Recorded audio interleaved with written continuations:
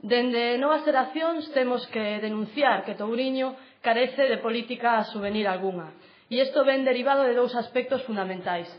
O primeiro deles, que non ten ningunha autoridade sobre o departamento do BNG que xestiona a competencia. Polo tanto, calqueira anuncio que Touriño, en relación coas hipotéticas medidas dirixidas aos mozos, son papel mollado, porque a súa falla de autoridade sobre o director xeral de Xuventude súmase á inoperancia desta dirección.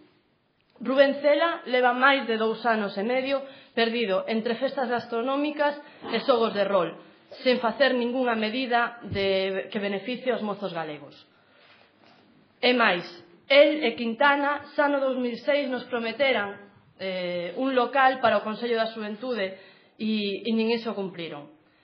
O segundo aspecto polo que decimos que Touriño carece de política juvenil é o feito de que nunca tiña escoitado o Consello da Xuventude de Galicia ata o de agora. Casualidade, 2 meses xustos antes das eleccións xerais.